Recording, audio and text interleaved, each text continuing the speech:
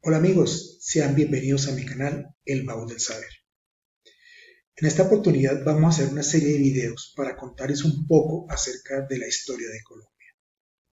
Para aquellos que me ven de otros países y no sepan dónde está ubicado mi país, permita decirles que Colombia está ubicado al norte del continente suramericano.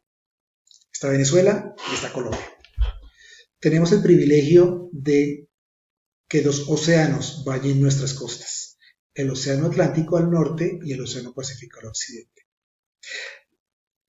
El motivo de estos videos es, para aquellos que no conocen la historia de Colombia, darles un bosquejo general de lo que ha sido el transcurrir de la historia de mi país a lo largo de toda su historia, valga la redundancia, arrancando desde la época prehispánica y llegando hasta bien entrado el siglo XX. En el canal van a encontrar también, cuando está hablando de Colombia, de algunos temas más puntuales que quisiera yo hablar más al detalle, sobre todo con cuestiones o sucesos históricos a nivel universal y con temas geopolíticos, que lo verán más adelante aquí en el canal. Los invito a que estén pendientes. Si no se han suscrito, suscríbanse, me ayudan mucho. Y activar la campanita para que cuando yo suba un nuevo material, pues les sea avisado. Entonces, arranquemos esta aventura de una serie de videos y arranquemos con la época prehispánica en Colombia. Bueno, vamos a arrancar nuestro estudio con algunas teorías de migración de los pueblos nativos en América. Aquí les estoy compartiendo una imagen donde vemos el mapa mundi y vemos varias fechas, como pueden apreciar. Si ustedes se fijan, acá si nos ubicamos en el continente africano, vemos que existían grupos de seres humanos que habitaron este continente hace 150.000 años y que comenzaron esas migraciones hacia Europa, hacia lo que es la península arábica y todo lo que es el continente de Asia. Esta migración de pueblos nativos que venía de Asia se expandieron a través del norte, acá a través del norte. Entraron por el estrecho de Bering. ¿Y por qué lo hacen por acá? Porque en la última época glacial, que coincide con esta migración hace más o menos 35.000 millones de años, el nivel del mar desciende y quedan al descubierto largas franjas de tierra en el estrecho de Bering. Esta es una de las teorías. Por consiguiente, estos grupos de seres humanos hacen ese paso a través de este estrecho y se van posicionando a través de lo que es el continente americano, al norte del continente hasta al sur del continente. También existen datos de migraciones que se hicieron a través del mar. Como pueden ver acá, en los años se cree que los seres humanos que ya dominaban la navegación pudieron haber llegado al continente a través del mar, a través del Océano Pacífico. Bueno, y después de haber visto cómo fue que se pobló el continente americano en la época de las glaciaciones, vamos a ver a continuación cómo estaban distribuidos los grupos nativos y los imperios antes de la llegada de los españoles. Bueno, en esta imagen tenemos a nuestro continente americano. Aquí vamos a poder apreciar cómo estaban distribuidos los diferentes grupos indígenas antes de la llegada de los españoles. Vamos a arrancar por el norte, en lo que hoy conocemos como México, tenemos a los toltecas y el imperio azteca. Luego, en la península de Yucatán tenemos a lo que son los mayas. Si nos desplazamos hacia el sur, hacia el continente suramericano, esta franja verde es todo lo que fue el imperio inca. Como pueden ver, aquí hay varios grupos que sean parte del imperio inca, que fue el más representativo. Y si vemos en el mapa, el imperio inca fue mucho más grandioso, mucho más grande que el imperio azteca. Pero igual, digamos que los dos imperios que son más representativos en la época antes de la llegada de los españoles y en la llegada de los españoles, que más adelante vamos a hablar en otro video, fue el imperio azteca y el imperio inca. Ahora bien, si vemos los demás grupos, si seguimos hacia el sur, están los patagones, lo que es el país de Argentina y Chile. Están los guaraníes, a los paraguayos se les conoce como guaraníes, ¿sí? Como guaraníes. Y si nos vamos al norte, a nuestro país, aquí nos muestran los caribes y los chibchas. A continuación, vamos a hablar de 5 grupos indígenas de nuestro país, de Colombia. De esos 5, vamos a hablar de 3, los más representativos y los que sobresalieron en nuestro país. Bueno, y ya pasando a nuestro país, para los que me ven de otras latitudes, este es Colombia, mi país. Estamos ubicados al norte del continente suramericano y, como lo dije antes, nos bañan 2 océanos, el océano Atlántico y el océano Pacífico. En esta imagen vamos a mostrarles los 5 grupos indígenas más representativos antes de la llegada de los españoles. Había más grupos, pero quería rescatar los 5 que más sobresalieron. Arrancamos con los taironas. Los taironas, como pueden ver acá, estaban ubicados en esta parte del país, en lo que conocemos como la Sierra Nevada de Santa Marta.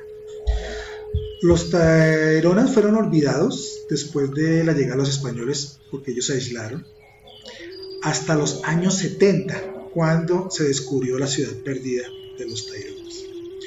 Los taironas fueron sin duda el pueblo amerindio más sobresaliente entre los precursores de la Colombia moderna. Luego tenemos los muiscas, que están ubicados más o menos en lo que es la cordillera oriental, sobre esta franja. No igualaron a los taironas, pero sí eran mucho más numerosos. Más o menos se cree que había más o menos 600.000 ubicados entre lo que se conoce entre los imperios incas y mayas. O sea, están ubicados en toda la franja, inclusive en América Central, entre lo que es el imperio maya, que está por aquí, y el imperio inca, que está aquí abajo. Están ubicados lo que son los muiscas. Y nuestro país tenía un gran número representativo de este grupo indígena. Como lo decía, vivieron con la protección de la cordillera oriental, de los empates de los panches. Los panches era otro grupo indígena que estaba ubicado en el Alto Magdalena, que es por acá, en el Alto Magdalena. Estos panches practicaban la antropofagia ritual, pero no hay prueba que fueran caníbales. Los españoles le dieron esta connotación, esta fama de caníbales. Pero los panches sí eran unos vecinos bastante desagradables. Luego tenemos los quimbayas, que están ubicados al occidente de nuestro país, en la cordillera occidental. Ellos fueron muy conocidos por la orfebrería. Eran unos magos para hacer orfebrería en oro. El arte de ellos alcanzó altos niveles de sofisticación, que inclusive en algunos museos en España hay orfebrería quimbaya. Luego están los calimas, que están más hacia el sur del país, lo que conocemos hoy como Nariño, y están los que habíamos mencionado antes, los panches, que están ubicados en el Medio y Alto Magdalena. Bueno, y de lo que vimos anteriormente, ustedes se preguntarán, ¿y qué es antropofagia? Antropofagia es la acción de comer carne de sus mismos pares o su misma especie. Es similar al canibalismo, pero hay una diferenciación con los panches. Los panches comían carne humana, pero de una forma ritual, lo que hacían los aztecas también. Recordemos que los aztecas tenían un culto a la sangre, un culto al corazón sobre todo, y ellos sacrificaban sobre todo a los a los esclavos y a los que eran prisioneros de guerra, como, como tomar el poder de ese grupo o de que estuvo sometido. Y se le comía en el corazón. Para ellos el corazón tenía un simbolismo cósmico, religioso. Entonces, así mismo como los aztecas tenían ese ritual, ¿sí?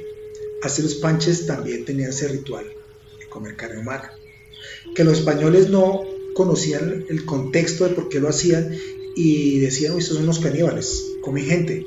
Y le dieron esa fama de que eran caníbales. Pero quiero hacer la aclaración de que los panches, y según lo que la historiografía cuenta, no es que sean caníbales. Cuando uno habla de canibalismo, es que yo me alimento diariamente de carne de mi misma especie. O sea, yo cazo seres humanos. Es el canibalismo, no. La antropofagia es el comer carne humana, ¿sí? Carne de la misma especie, pero en un contexto ritual. Espero que haya quedado claro, porque yo sé que ustedes tenían esa pregunta.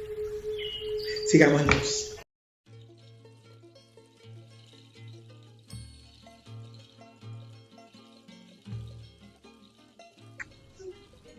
Bueno, y vamos a comenzar a hablar de los grupos indígenas prehispánicos. Y vamos a arrancar con el más numeroso en territorio colombiano y también a nivel del continente americano, antes de la llegada de los españoles en la época prehispánica, y vamos a hablar de los muiscas. Bueno, los muiscas, como ya lo dije, eran un grupo numeroso. Ellos cultivaban la tierra, también cultivaban el maíz y todos los productos agrícolas, pero ellos tenían un producto insignia, como decir el café hoy que exporta Colombia. Así más o menos los muiscas tenían un producto estrella, y era la sal. La sal la utilizaban inclusive como moneda de cambio. Ellos poseían grandes yacimientos de sal. Aquí en la sabana de Cundinamarca, en Colombia, muy cerca de Bogotá, hay dos yacimientos de sal. Uno ubicado en Zipaquirá. Zipaquirá quiere decir el cerro del Zipa. Y otro en el municipio de Nemocón. Nemocón significa lamento o rugido del guerrero. También hay yacimientos de sal. Los muiscas utilizaban la sal como moneda de cambio para aquellos productos que ellos no producían y que sí necesitaban. Y también para adquirir oro, pues para todos sus artilugios que ellos se ponían. El oro muisca provenía de otras regiones del territorio. También podía provenir del occidente de Colombia, donde estaban los quimbayas. En la cultura muisca existe la leyenda del Dorado, y cuando hablemos de la llegada de los españoles hablaremos acerca de esta leyenda, porque fue uno de los motivos que impulsó a los españoles a venir a estas tierras, la búsqueda del oro. Estaban divididos por unidades políticas, como reinos, confederaciones, y se asentaban según los lazos de sangre. A la llegada de los españoles existían dos reinos o dos confederaciones. Una cerca del actual Bogotá, dirigida por el Zipa, y la otra a 100 kilómetros al norte de Bogotá, localizada en Tunja, dirigida por el Saque. Había dos reyes, el Zipa y el Saque. Estos personajes eran considerados deidades, no se les podía mirar a los ojos, y ahí el desconcierto cuando llegaron los españoles, cuando ellos se paran tú a tú, cara a cara con sus deidades, y es como el colectivo de nativos e de indígenas ven a esos españoles como iguales o pares a sus dirigentes o reyes, que era el Zipa y el Saque. La herencia no era por línea paterna, sino por la materna. Aquí el lazo de sangre era por la madre y no por el padre.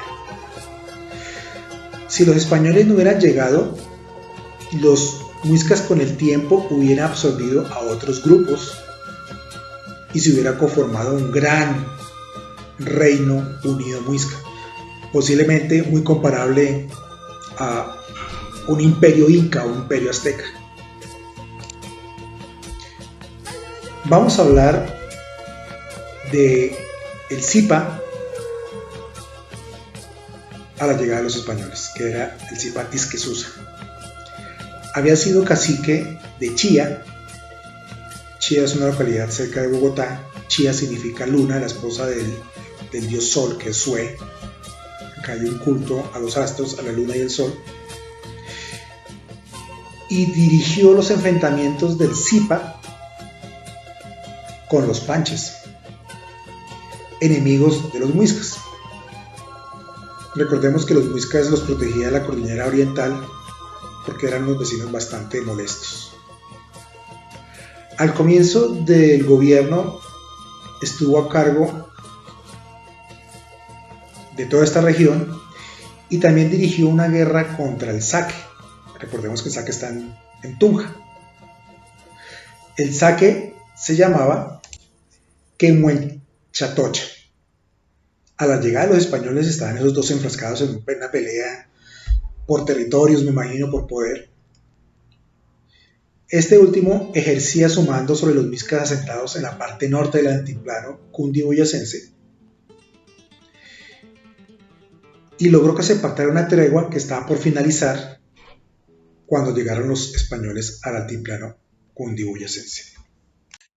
Bueno, acabamos de ver los muiscas y vamos con nuestro segundo grupo indígena de los más representativos aquí en el territorio colombiano, que son los Taironas. Incluso hoy en día están vigentes su descendencia, que son los Kogi, y hablaremos un poquito más de ellos. Así que sigamos con este estudio histórico de la época colombiana prehispánica.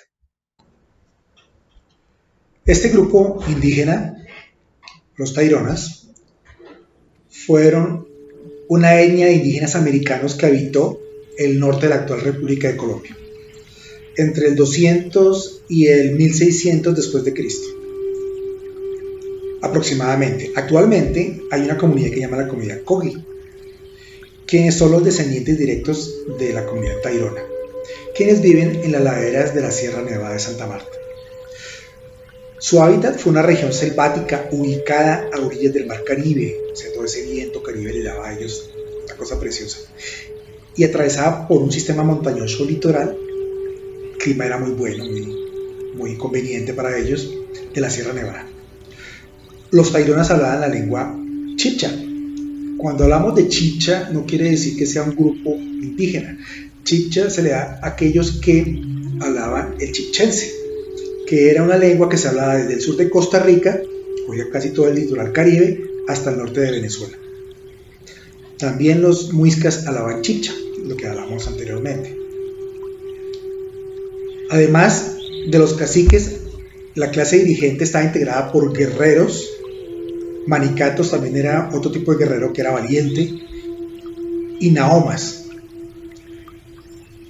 Los guerreros defendían a la población de los ataques externos y usaban como distintivo una cola de cabellos que le llegaba hasta la cintura.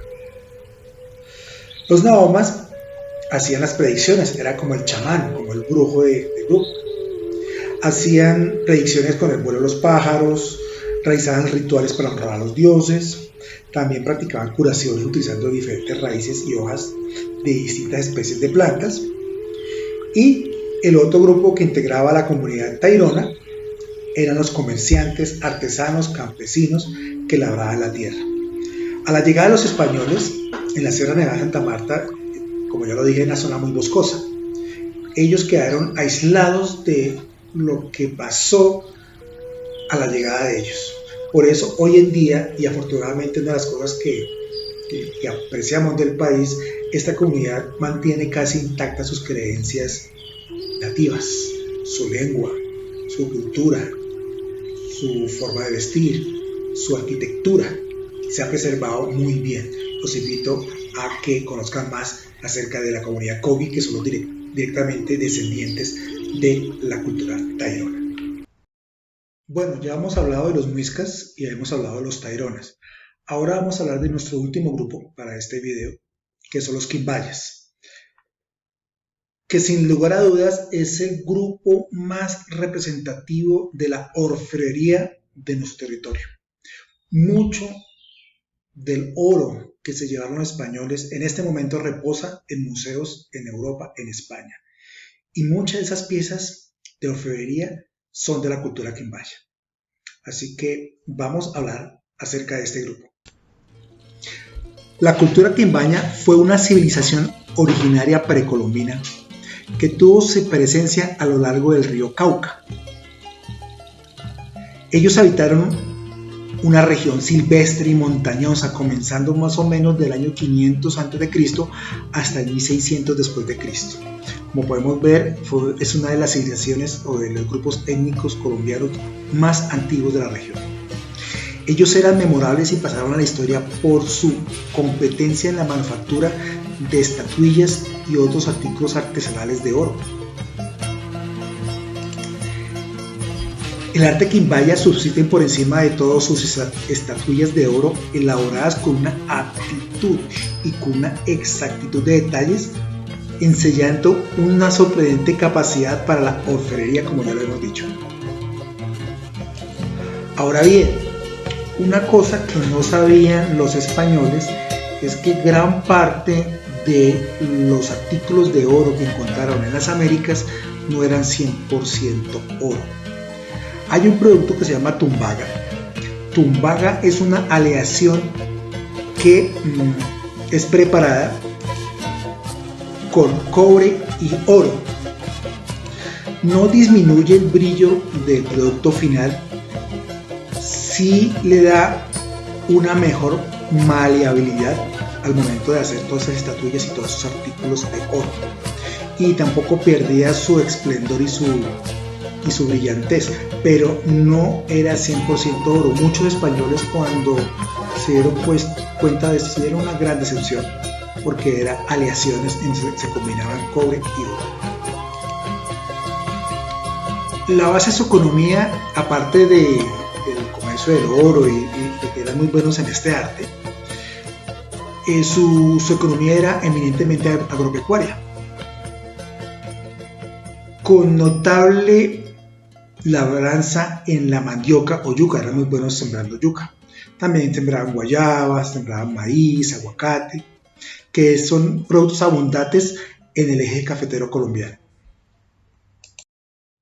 Bueno amigos, ha sido todo por hoy para este video. Espero les haya gustado. Manejé, como les dije, una información general por el momento. Ya haré en el canal videos ya de temas mucho más puntuales, mucho más al detalle. No quise hacer este video tan largo, tan extenso. Espero les haya servido esta información, que haya sido ameno. Y si no se han suscrito, suscríbanse, que eso me ayuda enormemente, y coloquen el clic de la campanita para que cuando yo suba algún nuevo video les sea avisado. Pueden compartir este video con sus amigos, con sus familiares, y los espero después con otro video nuevo. Así que nos vemos en los lazos de la historia.